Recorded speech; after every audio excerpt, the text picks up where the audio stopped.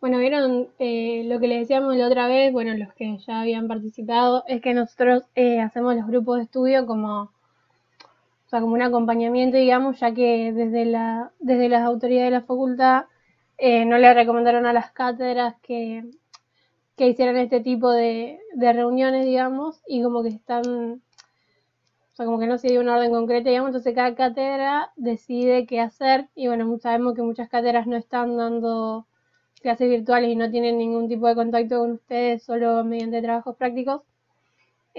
Así que bueno, entonces nosotros tratamos de organizarnos, digamos, ante eso con los grupos de estudio. Igualmente durante el año nosotros los sostenemos en la facultad, así que después si durante el año van a un grupo nos van a ver a Cami y a mí. Cami es la otra compañera que está con la cámara prendida y ella también es la coordinadora del grupo de DPCA durante el año. Y bueno, no sé si les parecía cómo viene usted con el trabajo y eso, pero la idea de hoy era poder ver los otros dos textos que ustedes nos habían comentado la vez pasada que les habían dado para leer, que son de Murphy y de Danzinger. Así que no sé si les parece que arranquemos con el de Murphy. No me falta.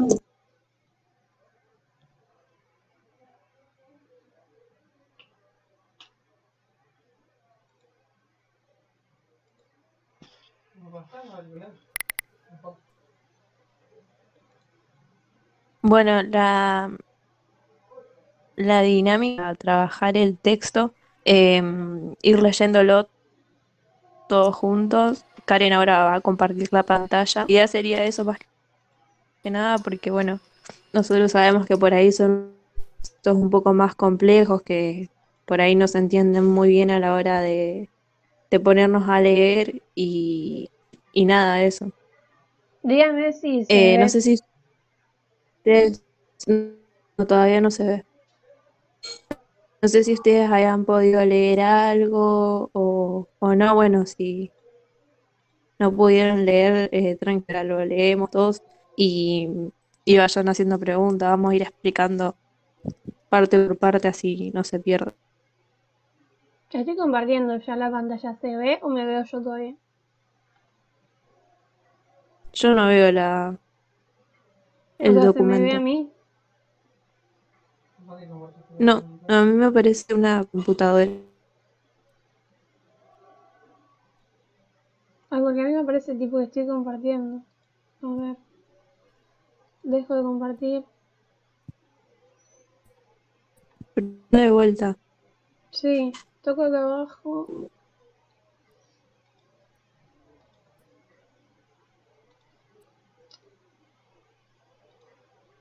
Ahora,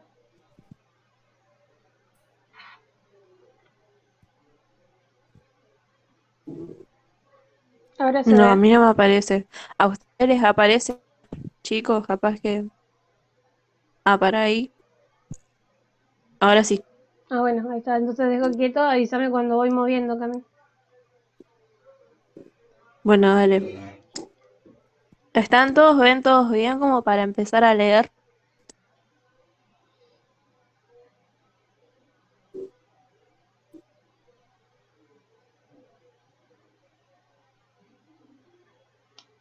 Bueno, yo empiezo leyendo, aunque... Esperen, que estoy haciendo zoom. Yo leo y bueno, leo un párrafo y explicamos ese párrafo, ¿les parece? Bueno, arrancamos. Primero plantea una frase de Hipócrates que dice, nuestras actuales formas de vida, según creo, fueron descubiertas antiguamente y perfeccionadas durante tiempo. Esta frase hace referencia al evolucionismo, que es la teoría de la que van a hablar en este texto. Se la explico por si las dudas. Y arranca con diciendo, aunque evolucionismo y darwinismo suelen considerarse sinónimos, el evolucionismo había sido desde antiguo una de las grandes corrientes intelectuales de la civilización occidental, periódicamente sacada del olvido desde que Lucrecio, el epicúreo, trazó el panorama del desarrollo cósmico. Y siguiendo de cerca las especulaciones renacentistas en esa dirección, se convirtió en un rasgo característico y sobresaliente del pensamiento de la segunda mitad del siglo XVIII y de la primera mitad del siglo XIX. Tanto en el campo de la biología como en otros sectores mucho más amplios, los hombres habían empezado a pensar en función de conceptos evolucionistas. Bueno, ahí lo que cuenta más que nada es que, bueno, el evolucionismo es algo previo al darwinismo, que Darwin lo que da a entender es no fue el primero en hablar sobre la evolución, sino que hubo pensamientos anteriores y nada, ahora vamos al segundo párrafo. El mundo cambiaba la organización social con suma rapidez, según se evidenciaba no solo en sus revoluciones políticas, sino también en mayor medida en la revolución industrial, provocando profundas conmociones en la vida de individuos e instituciones. El movimiento romántico expresó y diseminó las ideas de diversificación. Se cortó, Karen. ¿No se ve? Karen, Estoy acá. ahí apareció. Diversificación y progreso. Se salió. Dame un toque. Que es difícil, no es lo mismo que el otro que usábamos, que son.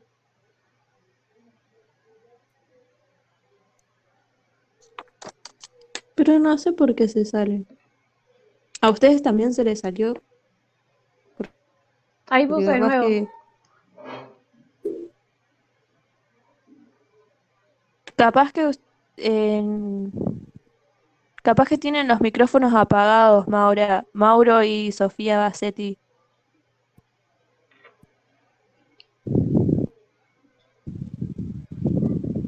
No aparece. ¿No aparece todavía? No, a mí no me aparece. Ay, qué difícil.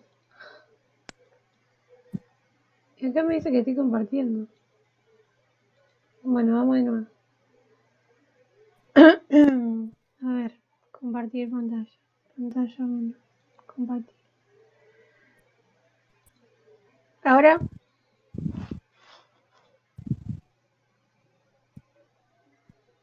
Mm, mm. otra vez aparece la Igual para computadora. porque tarda un poco. No, aparece. Ahora sí aparece la computadora. O sea, ver la reunión de Jitsi en vez de ver el PDF. Marina quisiera. No sé si ustedes lo tienen en PDF o en físico el texto, porque de última lo vamos siguiendo desde ahí. Yo lo tengo en el celu en PDF. Ahí puse de nuevo, Cami.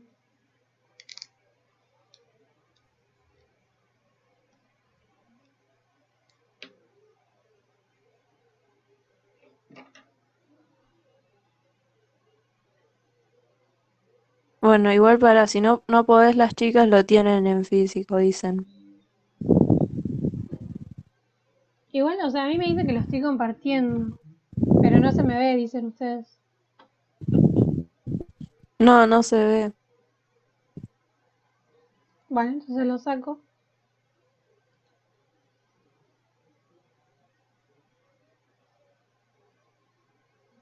Fernanda, que recién entras, no estamos leyendo el texto de Murphy.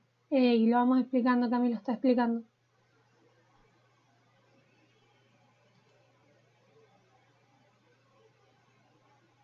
Bueno, si ustedes ya están ahí con el texto a mano, sigo leyendo, me había quedado en diversificación y progreso.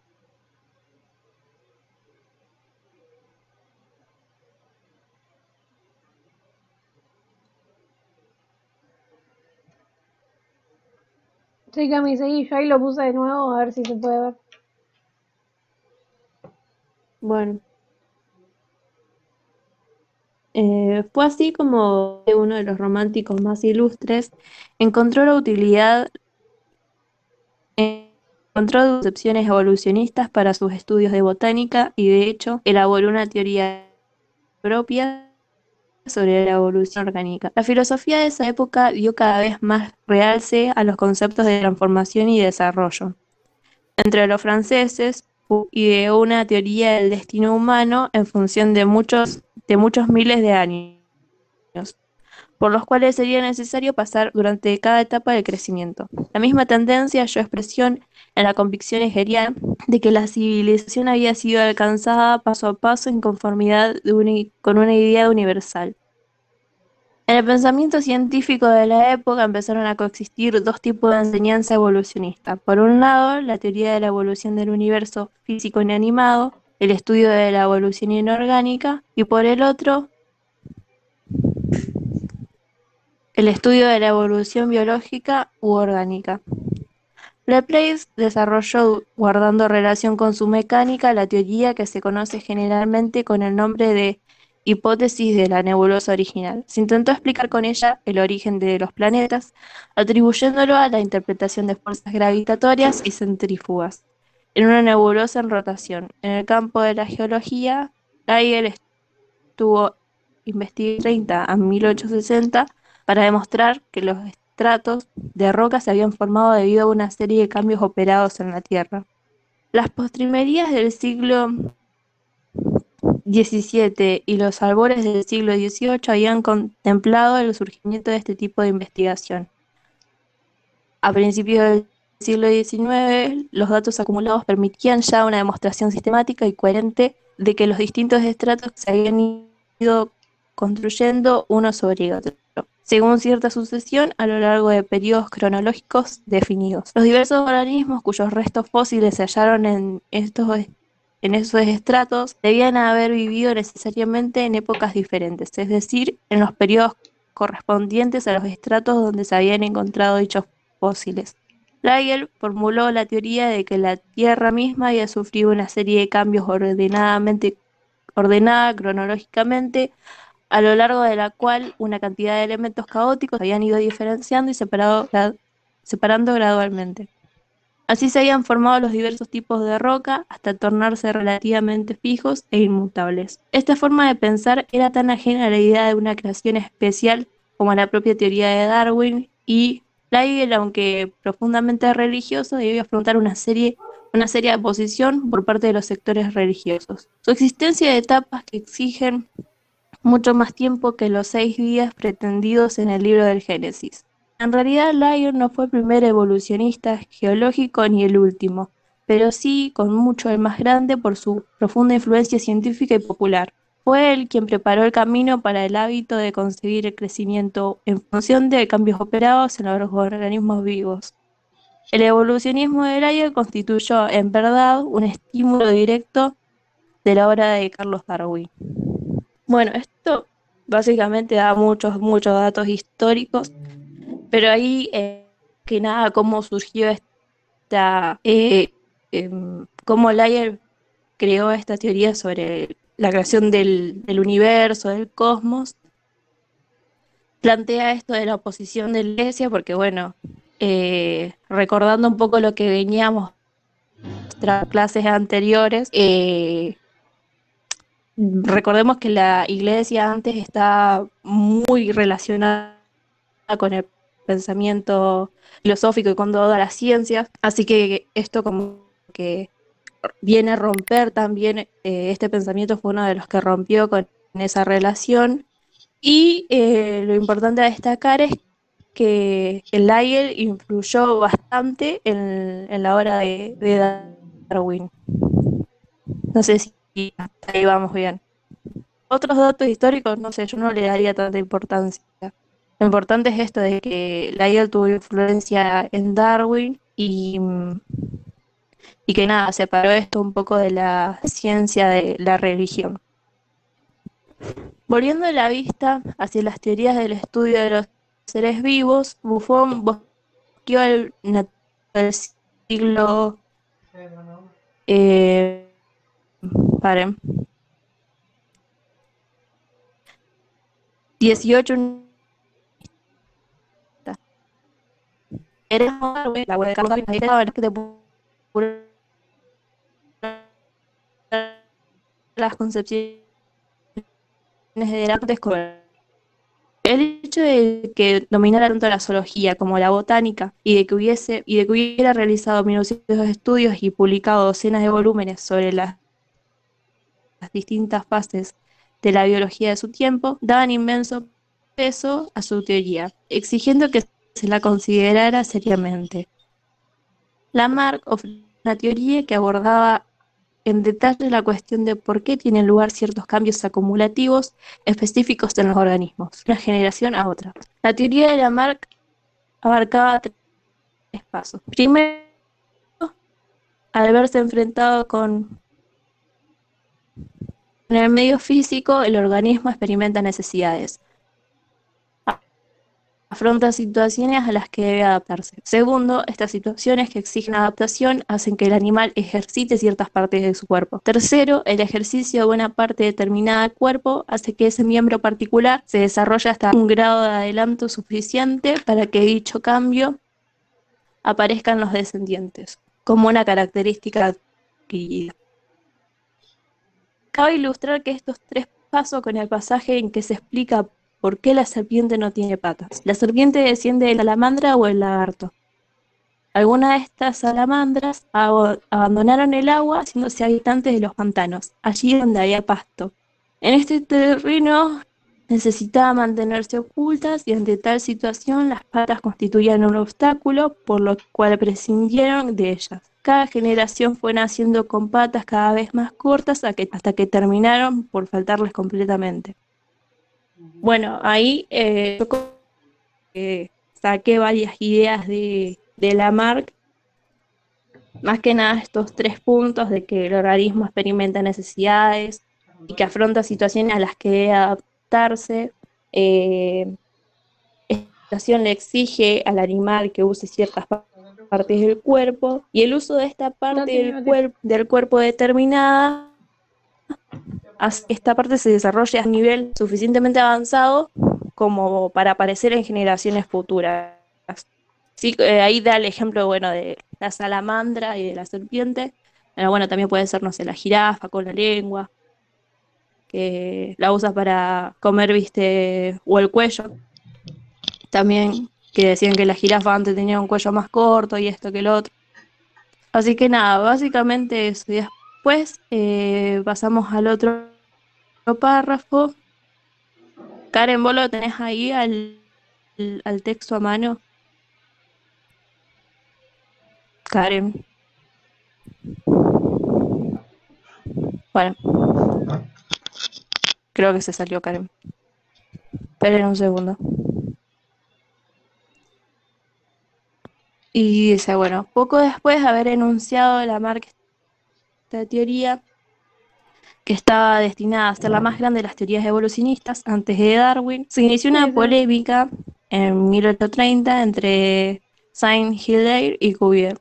Saint-Hilaire se convirtió en campeón de la doctrina lamarckiana de la transformación de las especies, aunque discrepaba con Lamarck en cuanto a su mecanismo, en tanto que se opuso a toda doctrina evolucionista simplemente por considerar inadecuadas las pruebas ofrecidas. Los círculos científicos de la época se pronunciaron en favor de Cuvier, en primer lugar porque tenían razón, las pruebas no eran suficientes, y en segundo lugar por su inmenso prestigio.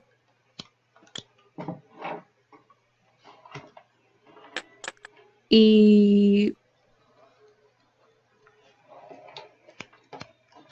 esperen, que se me salió. No lo puedo prender, boludo.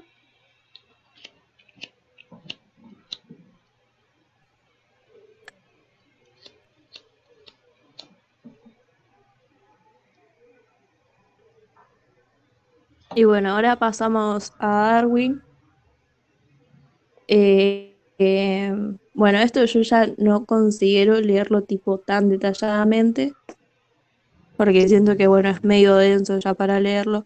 Habla un poco de la vida de Darwin ahí, de este cruce con Cuvier, y cuenta esto de, no sé si ustedes lo sabían, ya creo que lo vimos en la escuela, del viaje de Darwin por los mares del sur, que esto que le permitió como observar y investigar un poco más para formar esta teoría de la evolución. Y bueno, dice que esta minuciosa investigación lo indujo a preguntarse por qué razón las distintas formas de vida se hallaban adaptadas de modo tan perfecto al medio en que vivían. Y lo que plantea es el problema de la selección Darwin. Él había observado que en cada generación algunos individuos son eliminados, pese a hallarse constituidos de modo muy semejante a sus hermanos y hermanas. Y bueno, básicamente lo que plantea Darwin es que los seres más fuertes y más aptos son los que sobreviven. Y, em, y eso básicamente es lo que plantea. Hay un montón después de párrafos en los que habla de eso. No sé si ustedes pudieron leerlo, perdón. Pero básicamente lo que dice es eso, que los que sobreviven son los más aptos para el medio particular y a lo largo de los años producen cambios en dicho medio. Se seguirá que también habrán de operarse cambios en los tipos de individuos capaces de sobrevivir. Esperen que voy a ver el chat a ver si no hay preguntas.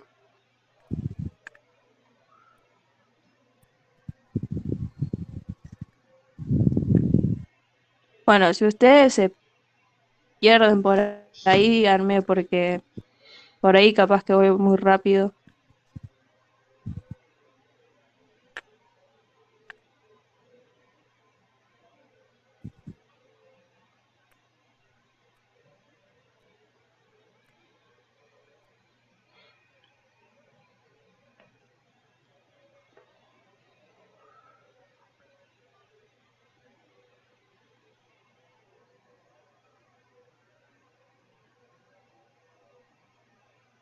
Bueno, también hay que destacar que él había visto esto en las islas de los mares australes, que ciertas especies mostraban diferenciación aún en la misma isla. En tales casos, la lucha por la existencia había seleccionado un tipo de individuo para la costa y otro para el interior. Una especie, al emigrar hacia dos medios distintos, podía convertirse con el tiempo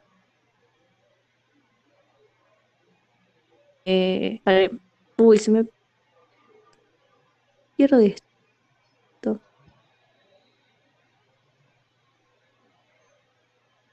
En dos especies, dice. Darwin no pretendió, estoy en la página 128 del texto por si las dudas. Darwin no pretendió saber cuáles eran las causas a que obedecían estas variaciones y el problema, aunque mereció múltiples estudios, no ha podido ser dilucido todavía, pero es evidente que tienen lugar y cuando las encontramos llegamos por fuerza a la conclusión de que aquellos individuos o especies que sobreviven no podrían hacerlo si no estuvieran bien adaptados al medio.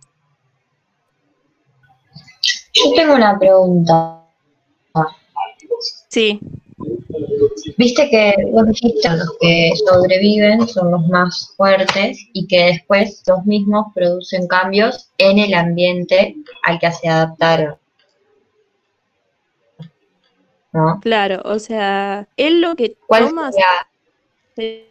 con lo que Sí, sigue sería Mark que habíamos dicho, de que los organismos,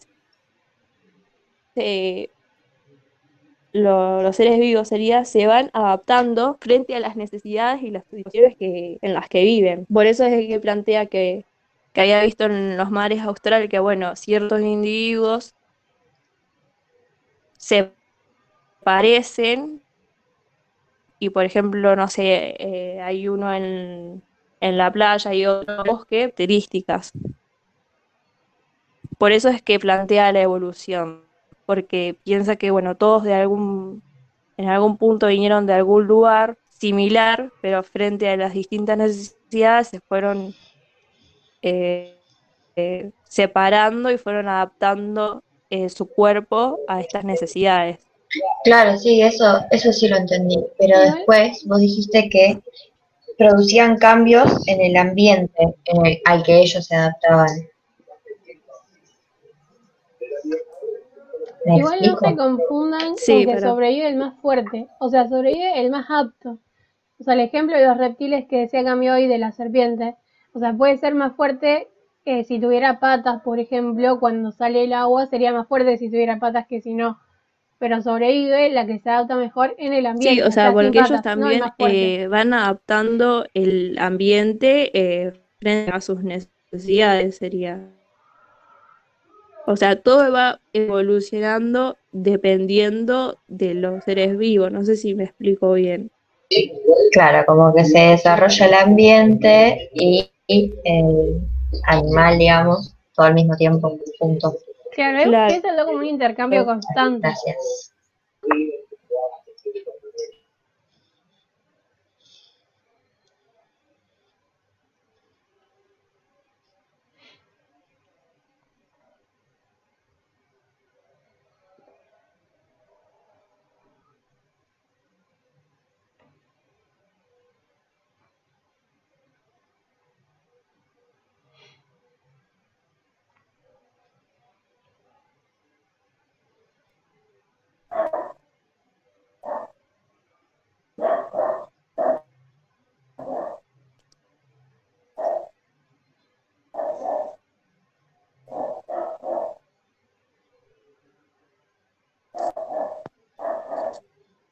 Y bueno, después sigue hablando, cuenta un poco de que Darwin leyó el trabajo de Malthus y que este trabajo le permitió poder fijar un poco esto de su teoría de la evolución. Y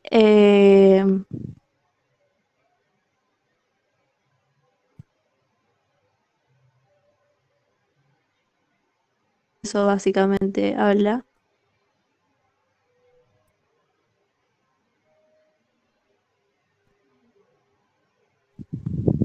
Y bueno, después cuenta un poco de que fue reuniendo datos en gran escala para poder permitir esto de la verificación o refutación de la hipótesis. Llevó un registro bien cuidadoso de los casos que podían contradecir su propia concepción. Esto más que nada, acuérdense por lo del positivismo, de que cuando vos planteabas una teoría o una disciplina tenía que eh, tenía que cumplir con ciertos requisitos para ser aprobada y poder pertenecer a las ciencias y todo eso.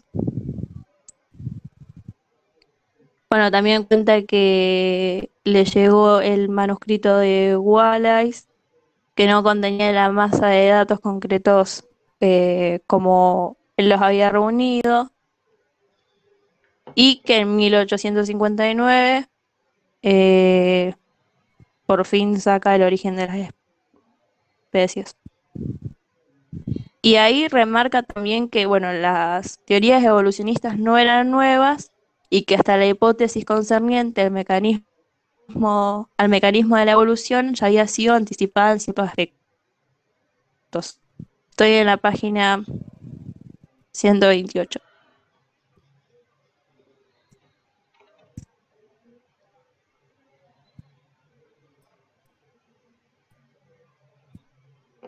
Y bueno, después ya, bueno, da un par de datos históricos más y salta la influencia del darwinismo sobre la psicología durante el último cuarto del siglo XIX, que eso sí es muy importante. Dice que los psicólogos estaban seguros de que su disciplina habría de hacerse sistemáticamente cada vez más biológica, que los procesos mentales tendían más y más a ser expresados sobre la base de las funciones cumplidas en la tarea de adaptación al mundo exterior. El propio Darwin, en El origen del hombre, 1871, puso de relieve la similitud entre el razonamiento humano y los procesos afines de los animales superiores, y a la expresión de las emociones del hombre y los animales, 1872. Sugirió una interpretación evolucionista de los cambios faciales y posturas característicos durante las emociones intensas. Bueno, esto, como veníamos trabajando en las clases anteriores también, hace referencia a que el hombre ya pasa a ser un objeto de estudio, como todos los animales, un objeto de estudio más para la ciencia. O sea, el hombre ya no es como un ser sobresaliente de toda la naturaleza, es un ser igual, básicamente, a todos los otros seres vivos. Dice que el punto de vista comparativo, que ya aparece aisladamente en los siglos XVIII y XIX, solo pudo adquirir cuerpo cuando el evolucionismo se convirtió en base en lo psicológico. Como consecuencia previsible, se despertó rápidamente un gran interés por la psicología animal. Aparecieron entonces muchos libros que trataban de la naturaleza de los instintos y de los estudios sobre la conducta animal. El gran abismo establecido por Descartes entre la filosofía humana y el animal habían sido pues salvados. Actualmente se veía la vida del organismo como un todo. Se consideraba necesario contemplar la psicología humana en relación con todos los fenómenos de la vida. Y ahora pasamos a Galton. Esta parte del párrafo dice que Galton fue el más grande de los sucesores inmediatos de Darwin en el campo de la psicología y que fue el primero que intentó aplicar los principios de variación, la selección y la adaptación al estudio de los individuos y las razas humanas. Plantea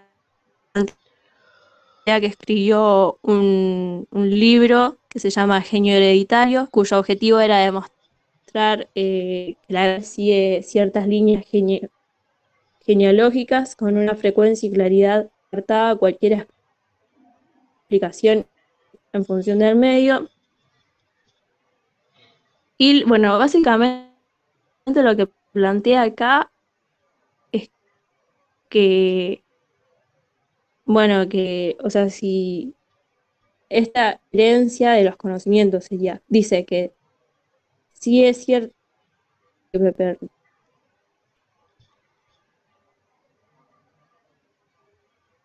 cuyo objetivo era demostrar que la grandeza individual sigue ciertas líneas genealógicas con una frecuencia y claridad que deja descartada cualquier explicación en función del medio. Esos estudios consistían, en su mayor parte, en investigaciones de los árboles genealógicos de eminentes juristas, hombres de ciencia, escritores, etc. Dice que reunió cierto número de datos para demostrar que en cada paso estos hombres no solo habrían heredado tal como se evidenciaba por una larga línea de antecesores, sino que habían heredado formas específicas de un genio. Un gran jurista, y dale el ejemplo de un gran jurista, nace una familia que ha alcanzado fama ilustre precisamente en el campo del derecho. Lo que plantea es esta herencia en base a los estudios, por ejemplo, de que si yo soy una gran psicóloga, probablemente mis hijos o mis descendientes puedan ser, no sé, grandes abogados o médicos o psicólogos también. Galton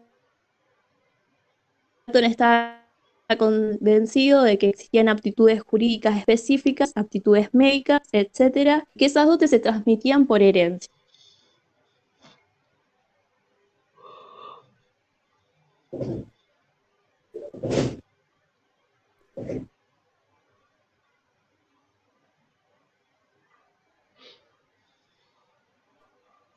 Y bueno, también Galton se propuso comparar las diversas razas humanas, su constitución hereditaria, y demostrar que había ido evolucionando debido a su adaptación en cada medio ambiente particular.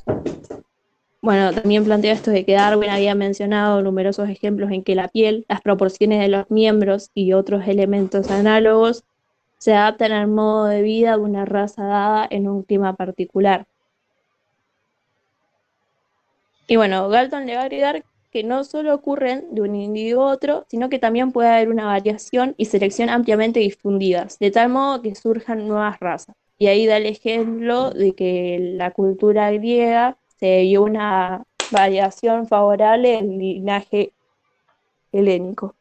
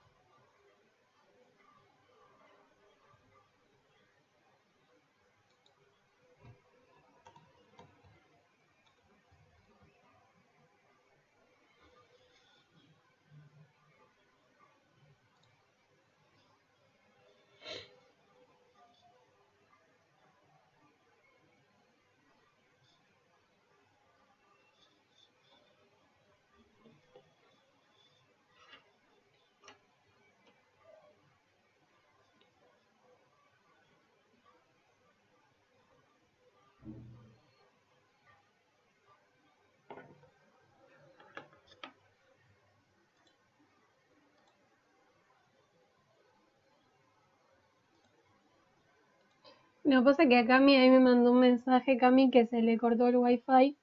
Pero si quieren, bueno, seguimos. Ustedes pueden ver en mi pantalla el texto y lo vamos siguiendo de donde dejó Cami recién.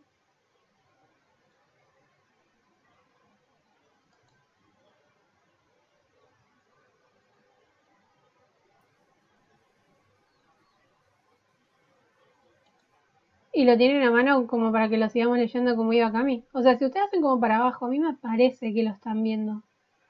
No sé bien qué pasa. Bueno, yo lo dejo como si estuviera compartiendo porque a mí me parece así, no sé.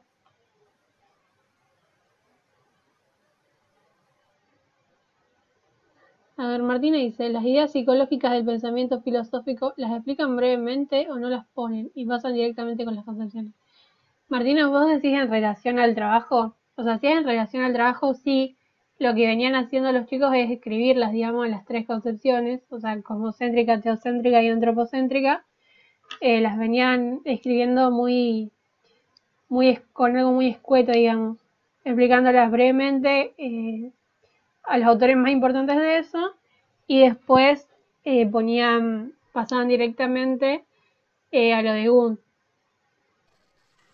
¿Se entiende? Mariano, con el cuadrado se dispara. En el pez es con el círculo. Con el cuadrado.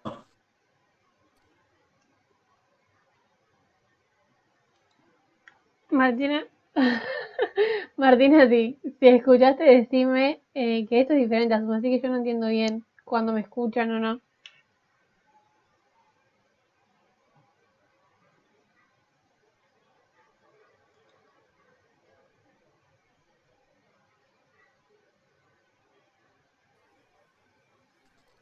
Con el cuadrado, Martín, la puta que te parió, con el cuadrado.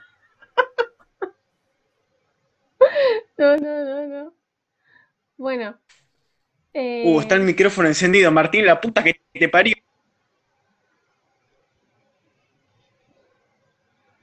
bueno, sigamos con el texto.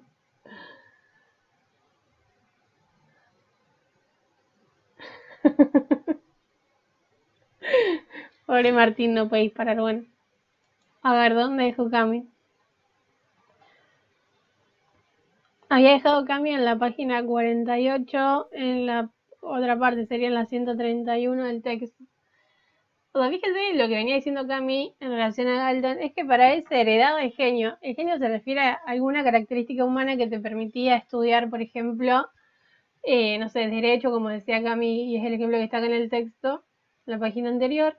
Entonces te permitía estudiar Derecho. Entonces el tipo estudia las generaciones anteriores de un abogado y dice, pero si los padres también eran abogados, entonces definitivamente hay algo que se hereda para ser abogado. Por eso se llamaba el genio hereditario. ¿Se entiende? O sea, y siempre sostuvo lo mismo. Bueno, y acá al final en el otro párrafo va a explicar, un experimento que hizo, que va a decir el asociacionismo jamás había recurrido en toda su historia al método experimental. Galton se propuso estudiar cuantitativamente el aspecto de diversos tipos de asociación, y así presentó la lista de 75 palabras escritas en una tira de papel que colocó debajo de un libro. El experimento consistía en mirarlas de a una, utilizando un cronómetro para medir el tiempo que llevaba formar dos asociaciones con la palabra leída. Las asociaciones podían seguir espontánea e inmediatamente o solo después de una pausa. Muchas de las asociaciones eran palabras sueltas, pero en varios casos no acudía a la mente una palabra, sino un cuadro mental, una imagen que debía ser descrita. La imagen, al igual que la palabra, satisfacía la definición de asociación que había adoptado Galton, pero ello no obstante, cuando aparecía, era reducida a su forma verbal. Estas asociaciones eran analizadas, vamos por la página 132 del primer párrafo, haciendo referencia a un origen probable en su experiencia personal. En particular, con referencia a la época en la que la asociación dada parecía haberse establecido por primera vez. Uno de los descubrimientos más definidos fue la gran frecuencia de las asociaciones que databan de la niñez y la adolescencia. Bueno, ¿qué quiere decir eso? Que hizo un experimento donde escribió todas palabras y vos las ibas viendo de a poco. O sea, el sujeto experimental, digamos, lo iba viendo de a poco. Pero ¿qué pasaba? No relacionaba esta palabra con la otra a través de una palabra, sino que se le venía a la mente una imagen y esa imagen la tenía que poner el sujeto en palabras. Y esas imágenes eran, como dice acá, databan de la niñez o de la adolescencia, ¿se entiende? O sea, el sujeto, a partir de asociar dos palabras, se le venía a la mente una imagen de la niñez o de la adolescencia que el sujeto tenía que poner en palabras. Entonces dice, este fue uno de los primeros intentos de mostrar la significación de la infancia, particularmente de la niñez, para la persona adulta, y demostrar la cantidad de materiales infantiles que permanecen en el individuo. Pero lo más importante de todo fue, sin duda, la novedosa idea de llevar a cabo un estudio experimental de la asociación.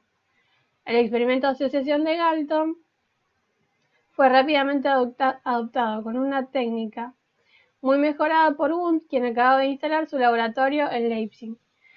¿A qué viene todo esto? Es lo que veíamos las veces anteriores que nos juntamos. O sea, Darwin influyó en que ahora se puede estudiar el hombre, que es un animal más en la escala de la evolución.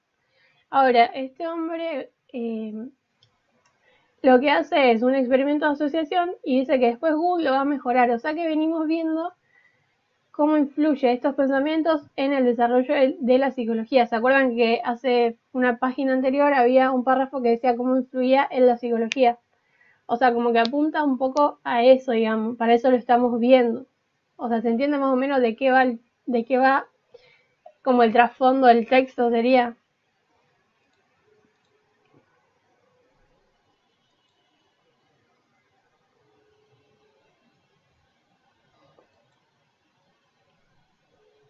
Ahí estoy leyendo el chat, denme un segundo. Bárbara, sí, o sea, lo que no es lo que él quiere hacer entender, es lo que él supone que descubre. Él analiza, bueno, si vos sos abogado y tu papá también anteriormente era abogado, y tu abuelo era abogado y tu tatarabuelo era abogado, entonces debe haber algo que se hereda para que vos seas abogado. O sea, debe haber un genio, que lo caratula como genio, que se hereda para que puedas ser abogado. Entonces, es lo que él va a postular, que puede que exista un genio que se herede. Después sí, él no tiene en cuenta que los que eran abogados, ahí explica Celeste de nuevo el experimento, o sea, él no se fija que los que eran abogados era porque su familia capaz siempre tuvo dinero, por ejemplo. Él solo está analizando que debe haber un genio para que después vos seas abogado. Y después lo otro, que Celeste dice que no entiende bien el experimento. ¿A qué experimento te referís, Celeste? ¿Al de las palabras?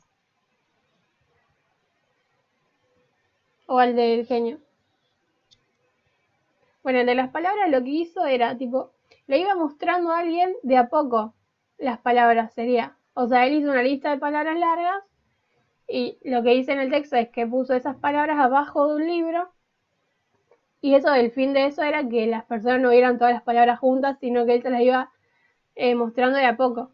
O sea, es como que las ocultaba nada más para mostrarle de a poco. Entonces, esa persona tenía que asociar, entre esas palabras, tenía que producir una asociación. ¿Y cómo se daba esa asociación? Se le venía a la mente a esa persona una imagen. Y esa imagen era algo que se remitía a la infancia o a la adolescencia de esa misma persona que estaba viendo las palabras. Entonces, lo que descubre ahí es la importancia, con ese experimento, la importancia que tiene para los seres humanos sería la infancia y la adolescencia. Y ahí vemos cómo influyó eso en Gunt, que dice en el final del párrafo que mejora su técnica. O sea, mejora la técnica de Galton. Sofía. Claro, o sea, lo que apunta el texto es ver cómo influyó todo este pensamiento, o sea, desde Darwin y la teoría de la evolución, y Galton, que fue el que siguió a Darwin en la teoría de la evolución, o el sucesor si querés, cómo influyó en el desarrollo de la psicología.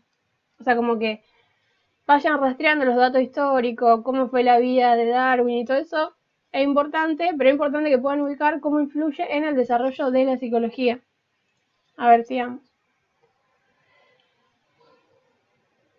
Después dice, una segunda contribución igualmente significativa fue la publicación, también en las indagaciones de la facultad humana, de un estudio extensivo de las imágenes mentales. El medio para llevarlo a cabo no era el experimento, sino el cuestionario. Ven, ahí ya cambia el método, sería. O sea, ahora ya en vez de usar el método experimental, utiliza un cuestionario. Fue esta en realidad la primera aplicación psicológica en gran escala de un cuestionario. Ahora fíjense como antecedente, tenemos que acá fue la primera vez que se usó un cuestionario a gran escala para investigar algo de psicología. Bueno, sigamos a ver cómo fue esto. Galton proponía a los sujetos la siguiente tarea. Antes de contestar cualquiera de las preguntas de la página siguiente, imagínense algún objeto definido, por ejemplo, la mesa con el desayuno servido que tomaron en la mañana, y examinen cuidadosamente el cuadro que se forma en la imaginación. Bueno, y tienen que imaginarse la iluminación, o sea, si es borroso o no la imagen, la definición, por ejemplo, si había todo objeto simultáneamente definido con igual nitidez, o algunos lo veían mejor que otros, y el color, si veía colores nítidos, si veía en el color de la taza, la tostada, el pan, la manteca, bueno. Entonces dice, una de las cosas más notables de este estudio fue su empleo del método cuantitativo. Las imágenes eran dispuestas en orden sucesivo de 0 a 100, de acuerdo con su intensidad y grado de semejanza con la sensación. Ven, acá ya está hablando de sensación. Fíjense la sensación como antecedente a lo que va a estudiar Gunt después. Ven, acá arriba ya nos decía, antes del último párrafo, que Gunt mejoró su técnica. Ahora, o sea, la técnica de Galton. Ahora nos va a hablar otra vez de sensación. ¿Se entiende? Entonces es como un antecesor.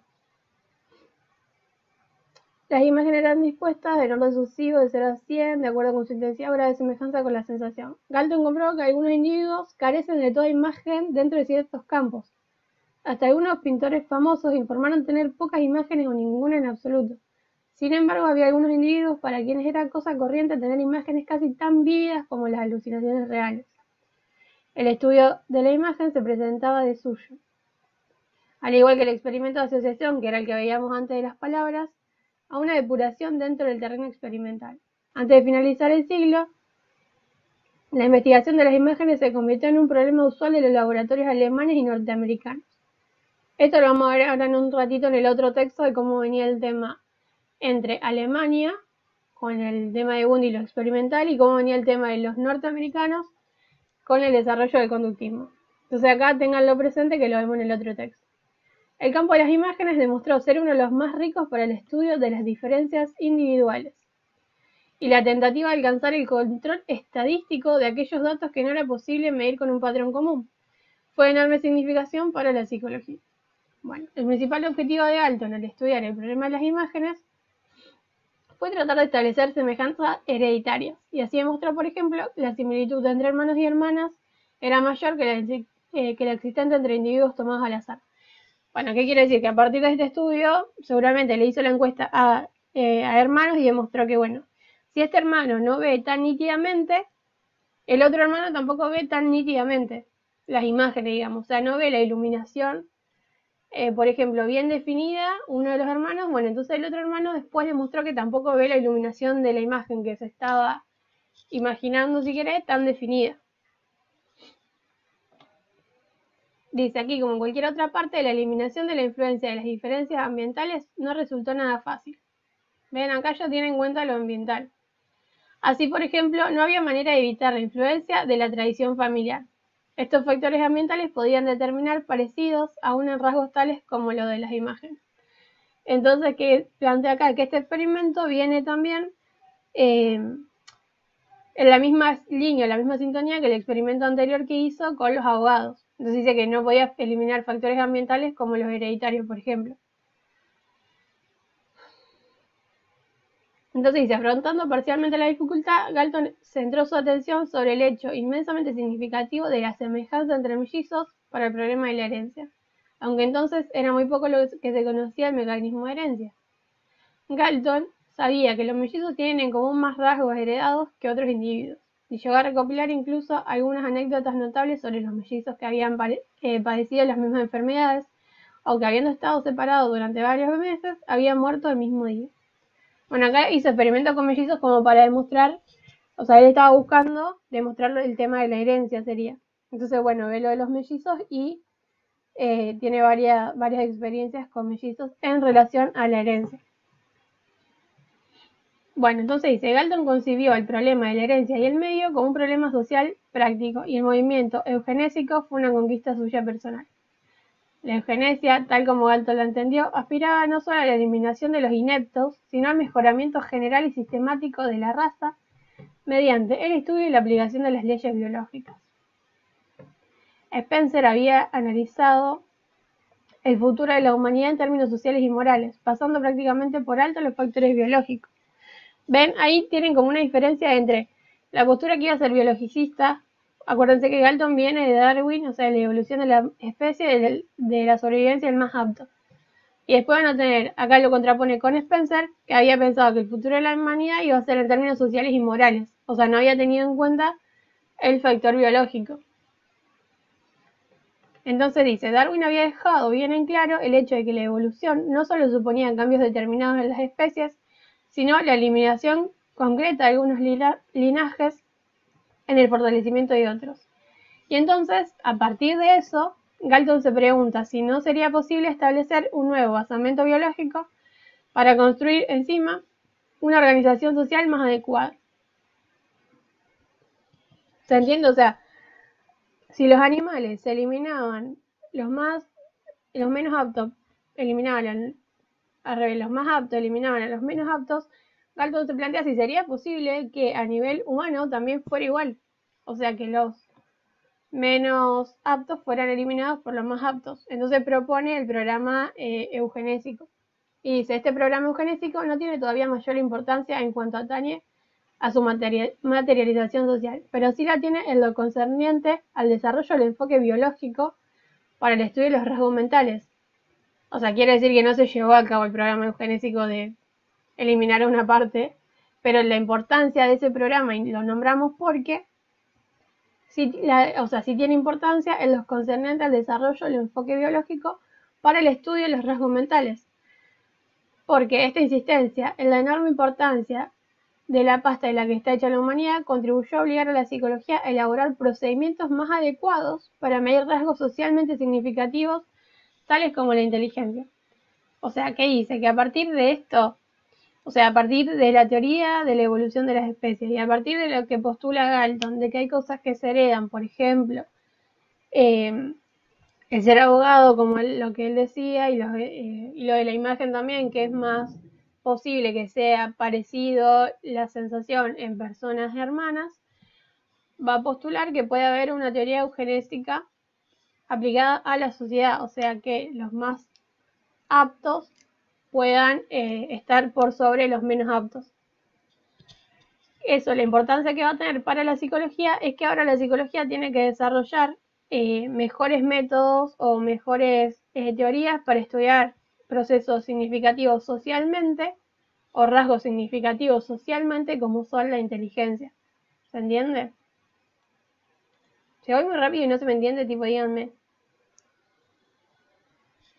O si me van siguiendo, o si estoy hablando sola.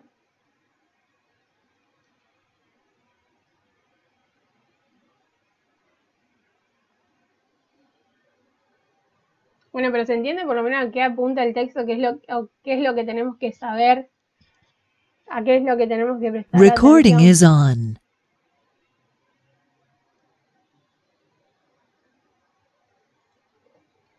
Bueno, seguimos. Entonces va a decir, en toda esta labor, como ya vimos varios ejemplos, Galton pensaba en términos cuantitativos. Y un paso de la mayor importancia para la psicología fue su inmensa contribución a la ciencia y la estadística. Ven, ahí tienen otro antecedente, Galton, como antecedente de la psicología en términos de estadística. Quizás pudiera decirse que la estadística nació en el siglo XVII, cuando se comenzó a llevar las tablas de los nacimientos, casamientos y difusiones de la población, progresando considerablemente más tarde, merced del descubrimiento de Laplace, Gauss y otros, que introdujeron los métodos para establecer la probabilidad de errores de diversa magnitud.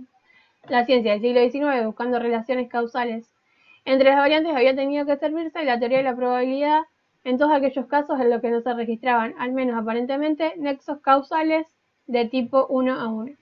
Sin embargo, no existía ningún procedimiento generalizado para especificar el grado en el que se hallaban relacionadas dos variables. El primer paso hacia la creación de dicho instrumento, el coeficiente de correlación, fue obra de Galton. Bueno, ahí explica cómo a través de los años se fue como especializando cada vez más el tema de poder relacionar dos variables con un elemento causal. Entonces, por ejemplo, es lo que hizo Dalton con el experimento que veíamos hoy de la imagen. O sea, es causal que, por ejemplo, dos gemelos o dos hermanos, como lo postula el dos hermanos, tengan la misma imagen o muy parecida, ¿se entiende? O sea, como que la variable sería la imagen.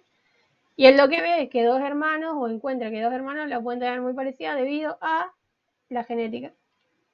Igual en este momento, o sea, el texto plantea así, pero en este momento no se sabía bien qué era la genética ni cómo se transmitía un gen, por ejemplo.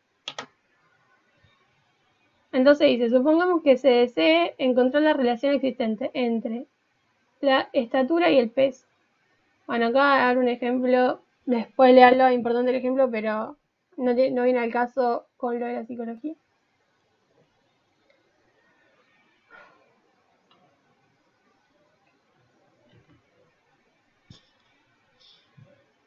Bueno, entonces después pasemos al evolucionismo de las ciencias sociales. Recién veíamos el evolucionismo, o sea, la teoría de Darwin, en las ciencias naturales y en cómo influyó en Wundt. Ahora vamos a verlo en las ciencias sociales. Entonces dice, el evolucionismo también afectó profundamente en las ciencias hermanas de la antropología, la sociología y la economía de múltiples maneras, teniendo en general a acercar su objeto de estudio a los intereses de los psicólogos, es decir, a hacerlas más psicológicas, o sea, hacer más psicológica la antropología, la sociología y la economía. En las ciencias sociales, al igual que en la física y en la biología, la idea de la evolución ya era familiar. En efecto, desde mucho antes que Darwin, había sido un método corriente de enfoque de los fenómenos de la vida social. Pero el darwinismo le dio fuerza, una base racional, una masa de datos empíricos y, en consecuencia, un prestigio que de otro modo no hubiera podido alcanzar. Es lo que decía Cami hoy, que o sea que ya existía la teoría de la evolución desde antes. Lo que pasa que lo que Darwin hizo fue generalizarla y darle como un sustento más empírico, que también era lo que se buscaba, digamos.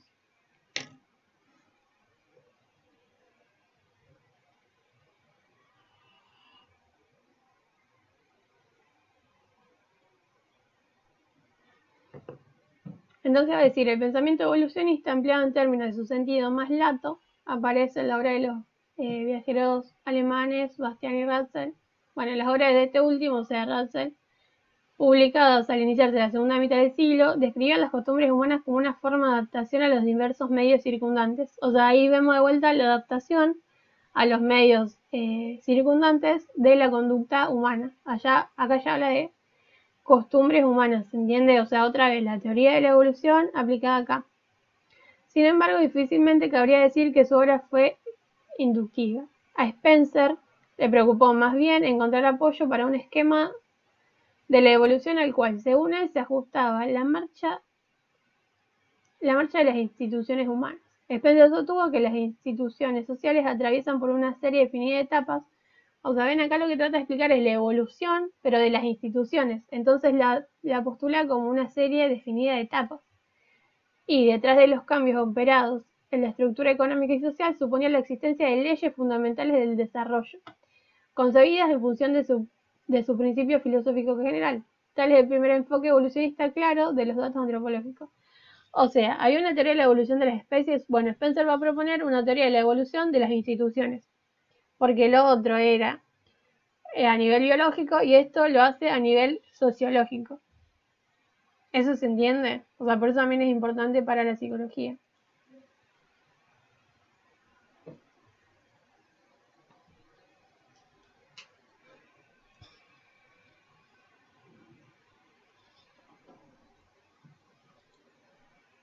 Bueno, entonces sí, seguimos. La labor de Taylor respondió a un evolucionismo algo menos extremo. El problema central de Taylor, bueno, acá van a ver que nombra varios autores. Acá nombramos a Spencer antes, ahora nombramos a Taylor. Bueno, la labor de Taylor respondió a un evolucionismo menos extremo. El problema central de Taylor se halla relacionado con la doctrina de que la religión evolucionó a partir de ciertos atributos de la mentalidad primitiva. Su teoría del animismo sostenía que el hombre primitivo concibe universalmente el mundo como una multitud de seres animados. La fuerza de la naturaleza y todas las cosas percibidas son amigas o enemigas del hombre, son casi personales, animadas o dotadas de alma. No se hace la menor diferencia entre un hombre, una flor, una piedra y una estrella, por lo menos en cuanto a su naturaleza animada se refiere. Si un hombre tropeza con una piedra y se da un golpe, la piedra se le habrá causado con total malignidad. O si al extraer la red comprueba que ha atrapado gran cantidad de peces, considerará que ha sido por acción de alguna propicia deidad natural y escogerá como objeto de adoración el elemento más evidente, por ejemplo, un lago. Además, para el hombre primitivo, el alma humana y el alma animal son entidades separadas del cuerpo, así como se puede poner o sacar vino de una botella, que así en los sueños el alma entra y sale del cuerpo. Según se demostró, este animismo era general entre los pueblos primitivos, constituyendo una importante faceta de su pensamiento. Fue esta en verdad una contribución a la antropología psicológica que hizo la época. Con ella se brindó una interpretación psicológica simple y universal de la religión y la magia. Entonces, ¿qué dice? Que a nivel sociológico, lo que va a hacer Taylor es postular una teoría como si todos, o sea, animismo se llama. Bueno, una teoría como si todos estuvieran dotados de un alma, tanto los hombres como los animales, y como las plantas, y como los objetos inanimados. Entonces, a partir de eso, dice, fue esta en verdad la contribución a la antropología psicológica que hizo la época, porque se brindó una interpretación psicológica simple y universal de la religión y la magia. O sea, lo que él trata de explicar es cómo antiguamente se concebía la magia y la religión, a partir de que se suponía, a partir del animismo, que todos estaban dotados de un alma, sin hacer distinción. Dice, esta doctrina de Taylor fue acompañada de cierta insistencia en una teoría sobre el desarrollo cultural, conocida con el nombre de paralelismo. Afirmaba esta teoría que allí donde las culturas se encuentran en un mismo nivel de adelanto, pueden surgir independientemente iguales costumbres entre grupos diferentes. Allí donde el medio ambiente de dos tribus o pueblos sea similar, estos tenderán a desarrollar las mismas adaptaciones. Entonces, ¿qué dice? Lo mismo, ven que habla en términos de la teoría de la evolución, o sea, habla de adaptaciones también, pero esta vez no de un animal nada más, sino de adaptaciones de culturas que se desarrollan en un medio similar. ¿Se entiende? O sea, si había dos culturas parecidas, era porque se desarrollaron en un medio similar. Entonces, como iban a tener probablemente el mismo nivel de inteligencia, iban a desarrollar culturas similares. Después dice, algo que me pico si se entendió. No, a eso vamos, o sea, no es necesario le contesto a Celeste ahí en el chat. No es necesario que respondan autor por autor, o sea, que lo vean, pero sí vayan teniendo en cuenta, no sé, por ejemplo, el animismo como una teoría general que trataba de explicar el origen de la religión, por ejemplo. Después dice, entre tanto, en la sociología tenía lugar un desarrollo de tipo muy semejante, ¿ven? O sea, esto que hablábamos recién de Taylor es un antecedente de Taylor y de Spencer a lo que va a ser la sociología del siglo XIX. Entonces dice, por eso le decía como que tienen que verlo como un antecedente, digamos, a lo que va a ser la sociología, lo que vamos a hablar ahora en el siglo XIX. Entre tanto, en la sociología tenía lugar un desarrollo de tipo muy semejante. Una de las primeras grandes figuras en este terreno era la de Augusto Comte. Volvemos, positivismo, siglo XIX. Durante el segundo cuarto del siglo XIX se hizo famoso por una teoría evolucionista simple pero definida, asociada con una filosofía a la cual dio el nombre de positivismo. Su posición consistió, en parte, en una relación contra el idealismo de los filósofos franceses, en una exigencia de métodos empíricos para alcanzar imprescindible objetividad y precisión. Como ejerció una influencia muy grande sobre la teoría social, sobre todo a través de los esfuerzos de Stuart Mill, bueno, dice, resumiendo en pocas palabras, el evolucionismo de Comte podría decir lo siguiente. En la evolución humana hay tres etapas: la teológica, la metafísica y la positiva. La reconstrucción social puede alcanzarse mediante la emancipación humana de la metafísica y el cultivo del hábito de apelar directamente a la experiencia. Entonces, ¿qué dice? Que el humano, o sea, la reconstrucción social recién se puede alcanzar cuando el humano se emancipa de la metafísica. ¿Se entiende? O sea, cuando pasamos a la etapa positiva directamente, según Comte, digamos. Y aparte tengamos en cuenta que el positivismo esto era algo lineal, o sea, de lo teológico pasamos a lo metafísico y de lo metafísico pasamos a lo positivo. O sea, era algo totalmente lineal, sin ninguna ruptura. Y después dice, concisa como era, esta doctrina tuvo gran importancia para la teoría social, al aislarse fácilmente con otras formas de evolucionismo y contribuir en gran medida a reemplazar las concepciones estáticas de la sociedad por otras dinámicas. Comte también combatió contra los métodos introspectivos con un criterio muy semejante al del conductismo moderno. Ven, otra vez lo que les decía, que lo del conductismo lo vamos a ver en el otro texto que vamos a ver hoy. Si hubiera ofrecido un programa de investigación, bien se lo podría haber llamado el primer conductista, a Comte. Otro gran evolucionista social fue Karl Marx, un crítico radical de la economía política contemporánea. El manifiesto comunista, escrito en colaboración con Engels y en su obra El Capital, fueron otros tantos pasos hacia la enunciación de la interpretación económica de la historia. Según esta, los cambios sociales obedecen originalmente a la acción de las leyes económicas, al desarrollo de las nuevas artes industriales y a la lucha de las clases económicas.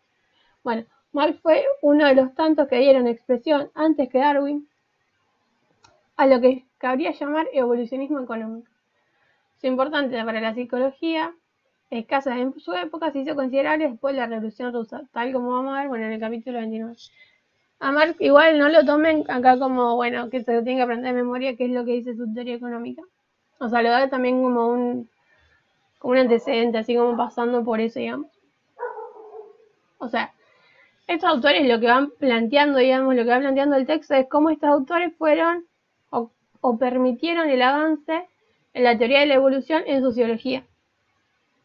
Eso como que se entiende que es lo principal, digamos. O sea, lo principal sería ver cómo cada autor va a hacer como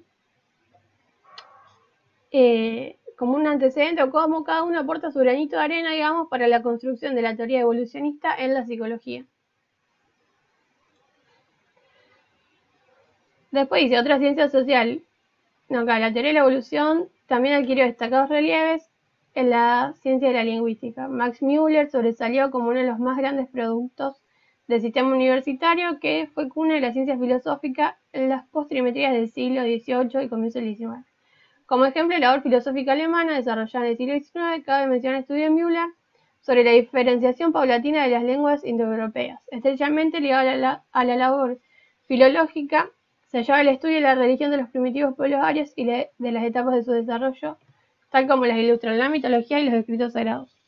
Bueno, ahí tenemos otro antecedente, digamos. Entonces lo que va marcando directamente son como lo que les decía antes, cómo influyó esto en los antecedentes de la sociología, aplicando la teoría de la evolución a la sociología. Y después la última. Otra ciencia social que nos toca más de cerca es la psicología de los pueblos, de Steinhall y Lazarus. En una entrevista publicada en 1860, dieron a conocer un vasto material relacionado con el folclore, costumbres y religión de muchos pueblos. Su obra presuponía la existencia de diferencias en la psicología fundamental de las distintas razas, en virtud de las cuales, por ejemplo, un noruego no ve las cosas como un italiano o como un indígena americano. Los elementos que constituyen la suma de aquello que tienen en común los miembros de una raza fueron psicológicamente considerados por ellos como una mente social. O sea, ¿qué quiere decir esto? Que todos los que forman parte de la misma raza, por ejemplo, indígenas americanos o noruegos, como dice ahí, o italianos, van a compartir algo en común y eso se va a llamar mente social. Entonces dice, propiciaron en efecto la teoría de una mente social, distinta de los individuos componentes, distinta de la de los individuos componentes de los grupos sociales. También le preocupó el problema de la transición de un tipo de mente social a otro, y el material que reunieron puso su grano de arena para el fortalecimiento del pensamiento evolucionista. Su labor también tuvo importancia como fondo de la psicología de los pueblos y de la psicología social de la última parte del siglo XIX, que examinaremos más adelante. Ven que todo el tiempo en el texto le dice que vamos a ver más adelante cómo se desarrolló la psicología. Ahí vuelvo a ver. Ahí está, cómo se desarrollaron las distintas teorías. Primero del evolucionismo, que tenemos a Darwin y a Dalton. A ver, denme un segundo que ahí estoy leyendo el chat. Blas pone, al decir que cada autor aporta lo suyo para el evolucionismo y la psicología, ¿podemos decir que también lo hacen para la evolución de la psicología? O sea, ahí es un poco más complicado, porque depende cómo se entiende evolución. O sea, la evolución de la psicología, por ejemplo, en el otro texto lo va a poner como que no es una evolución lineal. Sí, lo que propone el positivismo como teoría es una evolución lineal. O sea, todos los textos de psicología se acumulan, forman un pasado, o sea, el pasado de la psicología, y lo dejan como un antecedente. Entonces, en esa corriente, o sea, en el positivismo, tenemos aún como antecedente de la psicología, pero eso es para el positivismo, que lo tiene como un antecedente. Después, para otras disciplinas, no va a ser tan lineal la evolución de la psicología. Entonces yo te diría que no lo planteé como evolución de la psicología, algo que pongas respecto a qué autor se plantea, sino que sí pongas como un aporte a cada uno de cada uno para poder pensar o para poder construir actualmente lo que sería la psicología evolucionista. ¿Se entendió?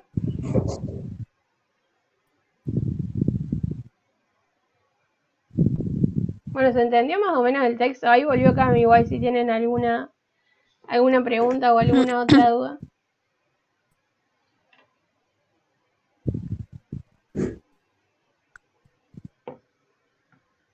O sea, no sé cómo, si se entendió eso, no sé si quieren que sigamos con el otro texto o que nos veamos la otra semana y veamos el otro texto, porque ya medio pesado, tipo vamos 1 hora y media. Pero bueno, como ustedes digan, o sea, nosotros lo habíamos preparado igual a los dos. El otro texto es el que se llama Los orígenes sociales de la psicología moderna, de Kurt Danziger. Ese era el otro que íbamos a ver hoy. Sí, se hizo medio largo, pero bueno, lo queríamos explicar como paso por paso para que no estuvieran tan perdidos y perdidas. Pero o sea, díganos ustedes cómo quieren que sigamos, si no la semana que viene, el otro lunes, a esta misma hora nos podemos encontrar también, mandamos un enlace como ahora y explicamos el otro, así capaz como hicimos con este, si les sirve que lo vayamos leyendo y explicando y dando cuál sería el trasfondo, digamos, de lo que habría que ver de cada texto.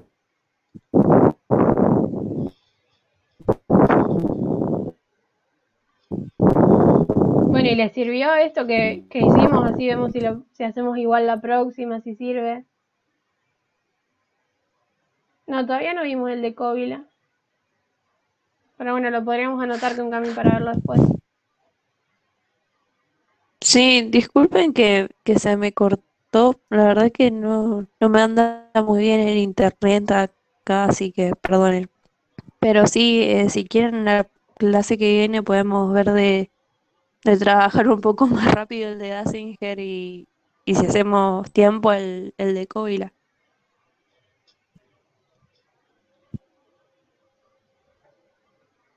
Ay, bueno, pasa que me alegro, y con Cami también nos alegramos una banda que les sirva, que lo vayamos así leyendo y explicando como lo más, no sé si lo más importante, pero sí lo más que, lo que más hay que puntualizar, digamos, para la materia. Así que bueno, entonces hacemos lo mismo la semana que viene con el de Danzinger. Yo no sé si esto tiene para enviar archivos, porque posta que no lo sé nunca. Y eso también les iba a preguntar, ¿qué les pareció esta plataforma? O sea, ¿seguimos usando esta o volvemos a Zoom?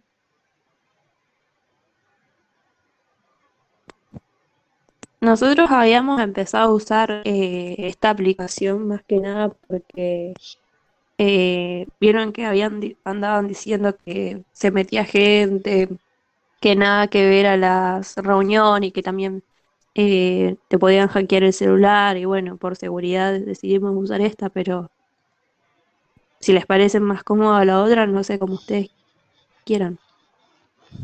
Bueno, ahí ponen en el chat que es mejor y que es muy parecida a la otra. Bueno, seguimos con esta entonces. Sí, Bueno, yo les quería compartir el texto porque me parece que algunos no lo tenían, pero no tengo ni idea de cómo se comparte acá. Si alguno ya lo usó y tiene idea, pero solo creo que puedo poner un video.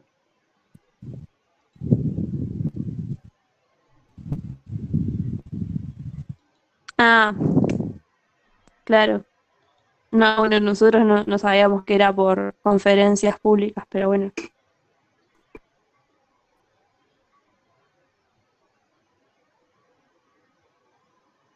Bueno, la verdad que ni idea cómo se comparte un texto acá.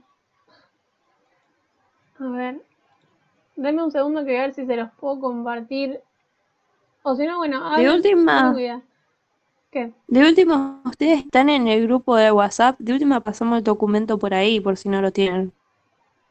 Sí, o sea, porque yo el de Danzinger lo que había hecho fue resumirlo y marcarle las cosas, o sea, sobre quién es el interlocutor del texto, con quién está hablando y eso. O sea, si querían se los pasaba, así de última lo ven de ahí, entonces me pueden seguir bien la clase que viene con relación a lo que está marcado, digamos. Si no, háblenme, o sea, la mayoría creo que tiene mi número o el de Cami. Háblenos y se los pasamos al texto de Danzinger, así podemos trabajar tipo todos con el mismo y el mismo marcado capaz. Y les sea más fácil a ustedes también cuando lo estén siguiendo.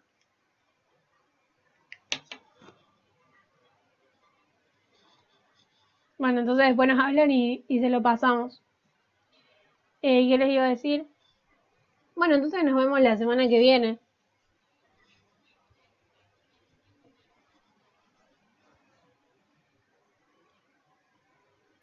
Sí, quedaría Sí, así. Marina.